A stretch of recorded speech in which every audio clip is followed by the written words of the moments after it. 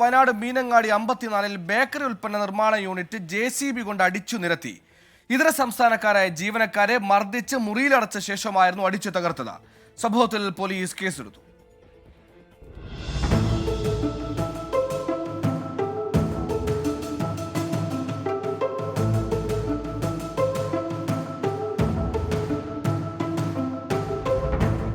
പുലർച്ചെയാണ് സംഭവം. മീനങ്ങാടി 54-ൽ ബേക്കറിയിലേക്കുള്ള സാധനങ്ങൾ നിർമ്മിക്കുന്ന സ്ഥാപനമാണ് JCB ഉപയോഗിച്ച് തകർത്തത്.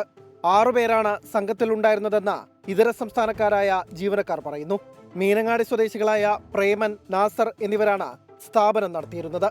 ഇന്ന് മീനങ്ങാടിയിൽ നടന്ന ഇന്നലെ രാത്രിയിൽ ഇരുട്ടിന്റെ മറവിൽ നടന്ന ഒരു സംഭവം കേരളത്തിൽ തന്നെ ഏറ്റവും പ്രതിഷേധാത്മകമായിട്ടുള്ള സംഭവമാണ്. കാരണം വയനാട് ജില്ലയിൽ ഇത് ആദ്യമായിട്ടാണ് ഇങ്ങനെ സംഭവം നടന്നതെന്ന് ഇന്ന് നമ്മുടെ ജില്ലാ പ്രസിഡന്റ് പറയുകയുണ്ടായി. മറ്റൊരാളുടെ ഉടമസ്ഥതയിലുള്ളതാണ് കെട്ടിടം. ഇതിന്റെ വിൽപ്പനയുമായി ബന്ധപ്പെട്ട തർക്കമാകാം സംഭവത്തിന് പിന്നിലെന്നാണ് സൂചന. ഈ ബേക്കറി സാധനങ്ങൾ ഉണ്ടാക്കുന്ന യൂണിറ്റ് രാത്രി 2:30 മണിക്ക് JCB ഉപയോഗിച്ച് 6ഓളം പേര് വന്ന് പൊളിക്കുകയാണ് ഉണ്ടായത്. പണിക്കാരെ ബലമായി പിടിച്ച് മറ്റൊരു റൂമിലിട്ട് പൂട്ടുകയുണ്ടായി. वो हम लोग को रात में दरवाजा तोड़ के गया था, अंदर में घुस गया था। उसके बाद हम लोग को सोने के टाइम में उन लोग को थप्पड़ भी मारे उन लोग ने। थप्पड़ उठा के मार के बाद में उधर निकल के बाद वो शटर के अंदर में बंद कर दिया. മീനങ്ങാടി പോലീസ് കേസെടുത്ത അന്വേഷണം തുടങ്ങിയിട്ടുണ്ട്. 24 വയനാട്.